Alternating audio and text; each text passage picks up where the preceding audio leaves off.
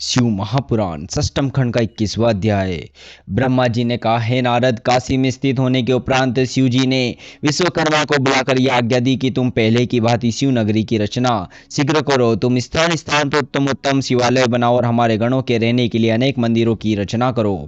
गिरिजा तथा उनके पुत्रों के लिए अत्यंत सुंदर भवनों का निर्माण करो तथा देवताओं के लिए भी योग्य स्थानों की रचना करो। अंत में हमारे भवन को इस प्रकार सजाओ कि तीनों लोकों में उनके समान सुंदर अन्य कोई भवन न हो। हे नारद, शिव जी की आज्ञा पाकर विश्वकर्मा ने अनेक सुंदर भवनों का निर्माण किया। जिस देवता का जहाँ निवास था वहां उसने नूतन मंदिरों की स्थापना की।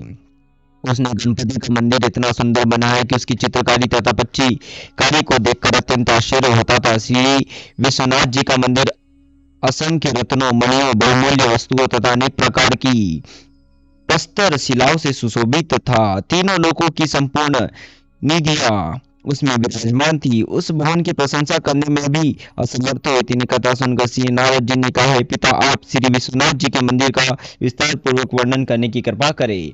ब्रह्मा जी बोले, हे नारद, विश्वनाथ जी की मंदिर की दीवारें स्वर्ण से बनी हुई है और उसमें अनेक प्रकार के बहुमूल्य रत्न जड़े हुए थे। उन्हें यदि स्पर्श किया जाता तो विचित्र प्रकार का मधुर शब्द होता था। प्रज्वलित अग्नि तथा सूर्य के समान चमकदार थी। उस मंदिर में 12 सहस्त्र खंभे थे और 81 सहस्त्र भूगर थे। उसके सम्मुख 14 भवनों की सुंदरता लज्जित होती थी। खंभों में कदम राग तथा मरकत मणि की अनेकों पुतलियां बनी हुई थी, जिनके हाथों में रत्नों के दीपक दिन रात जला करते थे। उत्तम श्वेत पत्थरों पर रत्नों द्वारा बेलपुटों की चित्रकारी की गई थी। समुद्र में जितने भी पत्र के प्रकार रत्न थे, उन सब को गणों ने एकत्र किया था और नागों के कोष में जितनी उत्तम उत्तम मणियां थी वे सब भी वहां से लाकर उस मंदिर में लगाई गई। शिव जी के परम भक्त रावण ने अपने यहाँ से बहुत सा सोना उस मंदिर को बनाने के लिए भेजा था। इसी प्रकार अन्य जितने भी शिव भक्त दैत्य आदि थे, उन सभी ने भी रत्न आदि भेजे थे। हे नारद, हमने जिस मंदिर का यह वर्णन किया उसे केवल संसारी रीति के अनुसार ही समझना चाहिए, अन्यथा शिव जी को किसी वस्तु की क्या आवश्यकता पड़ी है। वे यदि चाहे तो रत्नों के अनेक वृक्ष उत्पन्न कर सकते हैं। अस्तु, भगवान विश्वनाथ का वह मंदिर अनुपम तथा परम मनोहर था। वह कथा सुनकर नारद जी ने आश्चर्ययुक्त हो ब्रह्मा जी से पूछा, पिता, आप मुझे यह कथा विस्तार पूर्वक कहिए। कि ब्रह्मा जी बोले, हे नारद, जिन दिनों शिव जी काशी में अनेक प्रकार से रह रहे थे, वही अपने मंदिर का निर्माण करा रहे थे। उन्हीं दिनों की बात है कि गिरिजा की माता मीना अपने घर में बैठी हुई सखियों को यह बातें कह रही थी कि बहुत समय से गिरिजा का कोई समाचार नहीं मिला, इसलिए मैं अत्यंत व्याकुल रहती हूँ। मैं यह निश्चय पूर्वक जानती हूँ कि गिरिजा को जो सुख यहाँ मिलता था वह हरगिज नहीं होगा, क्योंकि गिरिजा के पति के पास भस्म और बूढ़े बैल के अतिरिक्त और कुछ नहीं है। जब हिमाचल ने मेना की यह बात सुनी तो उन्होंने भी चिंतित होकर यह कहा, है प्रिय, तुम्हारा कथन सत्य है। तब से गिरिजा गई है, तब से मैं भी उनकी याद में अत्यंत दुखी रहता हूँ। हम लोगों को उचित है कि अब हम गिरिजा को देखने के लिए चले। मेना को अपने पति की यह बात सुनकर अत्यंत व्याकुलता के साथ प्रसन्नता भी हुई। तदुपरांत उन्हें देने के लिए अपने साथ 2 करोड़ तुला मोती, 100 तुला हीरे, 11 लाख तुला पन्ना, 16 सहस्त्र तुला इंद्र नीलमणि, 9 करोड़ तुला पद्मराग तथा विद्रुम आदि रत्न साथ लिए। इसके अतिरिक्त उत्तम उत्तम वस्त्र, आभूषण आदि थे। हे नारद, गिरिजा को देने के लिए यह सब सामग्री अपने साथ लेकर हिमाचल अत्यंत अहंकार में भरकर मंदराचल पर्वत पर जा पहुंचे। जब वहां उन्होंने यह सुना कि शिव जी काशी में चले गए, तब वे काशी में भी जा पहुंचे। वहां जाकर उन्होंने यह देखा कि विश्वनाथ जी का मंदिर असंख्य रत्नों से अलंकृत है। उसने सोने के कलश तथा मणियों की पट्टिकाएं विद्यमान है। उस भवन को देखकर हिमाचल का संपूर्ण अहंकार नष्ट हो गया। तब उन्होंने मनी मनी विचार किया कि इससे बढ़कर मूल्यवान तथा सुंदर भवन तीनों लोकों में अन्यत्र कहीं नहीं है।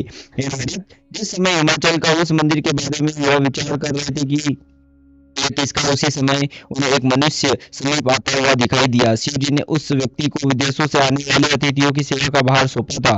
अस्तु, हिमाचल ने उसे अपने पास बुलाकर पूछा, भाई, यह नगर किसका है? तो इस मंदिर में कौन रहता है? तब उस शिव भक्त ने उत्तर दिया कि यात्री, यह स्थान जिसका नाम शिवपुरी है और यह मंदिर भगवान विश्वनाथ जी का है। भगवान विश्वनाथ जी को मंदराचल पर्वत से आए हुए अभी केवल 6 दिन ही बीते हैं। इन दिनों से वे गिरिजा के साथ जेठेश्वर में रह रहे हैं। संभवतः तुम कोई परदेसी यात्री हो जो उन्हें नहीं जानते। तीनों लोगों के संपूर्ण प्राणी उन्हें शिव जी के सेवक उन्हीं शिव जी के सेवक है। इतना कहकर उसने हिमाचल को काशीपुरी का संपूर्ण वृत्तांत कह सुनाया। जब हिमाचल ने शिव जी को इस प्रकार धन से परिपूर्ण देखा तो उन्हें अत्यंत प्रसन्नता हुई। उस समय उन्होंने उस मनुष्य को तो धन आदि देकर विदा कर दिया। स्वयं अपने मन में यह निश्चय किया कि अब मुझे यह उचित है कि जो धन मैं अपने साथ लेकर आया हूँ उसके द्वारा यहाँ एक शिवालय का निर्माण करा दूं। मेरे पास इतनी सामग्री नहीं जो शिव जी की भक्ति योग्य हो सके। अब तक मैं भूला हुआ था, शिव जी को दरिद्रता समझता था। आज मुझे यह मालूम हुआ कि शिव जी तो कुबेर की भी कुबेर है। नारद, हिमाचल ने यह निश्चय करके अपने सेवकों को बुलाया और उन्हें यह आज्ञा दी कि तुम रात भर में ही एक शिवालय का निर्माण करो। जो लोग काशी में शिवालय बनाते हैं उन्हें दोनों लोकों में आनंद का अनुभव होता है और उनके सभी अपराधों को भगवान सदाशिव क्षमा कर देते हैं।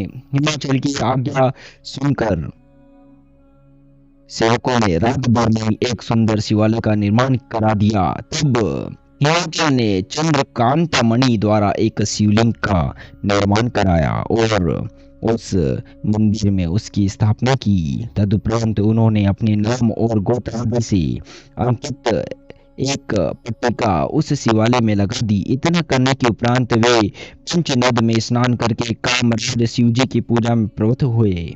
उनके पास जो कुछ धन शेष रह गया था उन्होंने इधर उधर फेंक दिया, परंतु वे सब रत्न भी स्वयं ही एकत्र होकर एक शिवलिंग के रूप में परिवर्तित हो गए। इस प्रकार एक लिंग तो हिमाचल ने स्थापित किया और दूसरे रत्नों द्वारा अपने आप बन गए। वे दोनों शिवलिंग